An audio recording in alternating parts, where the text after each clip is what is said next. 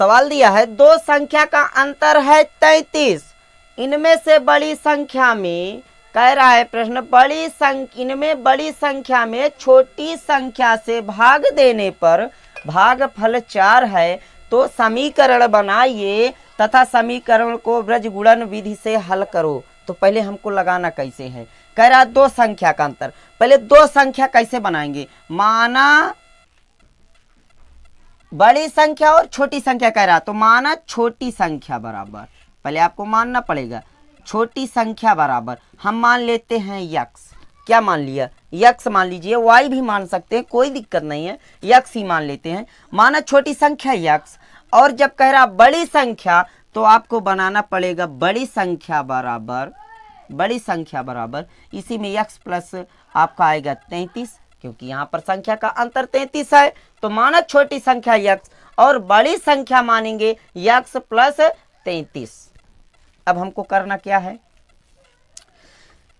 कह रहा है कि बड़ी संख्या में छोटी संख्या से भाग देने पर भागफल 4 है।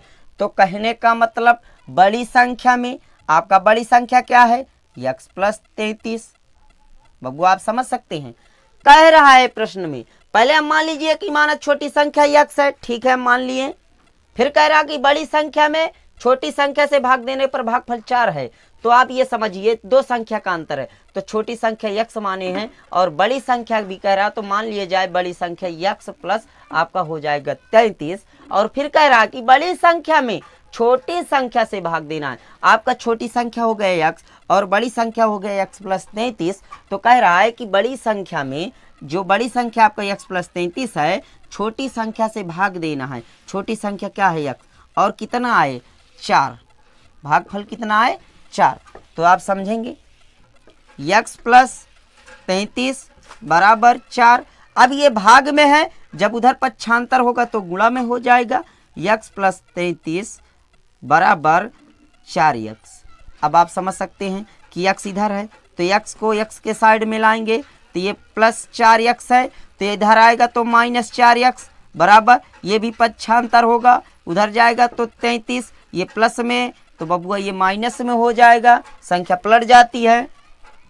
अब 4 यक्स से यक्स को घटाएंगे, भाई यक्स से तो 4 यक्स घटेगा नहीं, तो 4 यक्स से यक्स को घटाएंगे, 4 यक्स माइनस में है, तो 4 यक्स से 1 यक्स घटाएंगे तो आएगा 3 यक्स। बबुआ आप समझ सकते हैं कि माइनस है तो इधर क्या लगाएंगे, अरे बबुआ माइनस तो ही लगाएंगे, बराबर माइनस 33, क्योंकि यहाँ से यक्स प्लस प्लस 33 अभी पक्षांतर हुआ है, इसलिए माइनस 33 इधर हो गया है। अब माइनस माइनस को आप काट देंगे तो यक्स बराबर 33 बटा, ये गुणा में है 3, काहे में हो जाएगा बबुआ, भाग में हो जाएगा। अब 3 एक कम 3, 3 एक कम 3, 3 एक कम 3, यक्स बराबर आया आपका 3।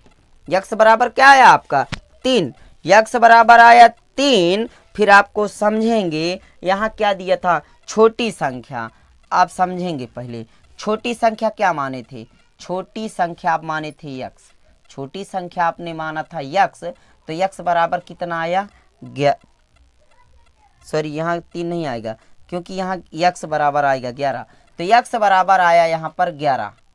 यक्स बराबर क्या आया 11, क्योंकि 3 से 33 में भाग दिए हैं, 11 33, यक्स बराबर 11। तो छोटी संख्या यक्स माने तो ये छोटी संख्या हो गया यक्स बराबर 11। और जब बड़ी संख्या आपने माने थे, बड़ी संख्या आप माने थे यक्स प्लस 33, तो यक्स प्लस 33, तो यक्स के दर पर कितना आया 11 प्लस 33, आप जोड़ेंगे तो ये हो जाएगा 44।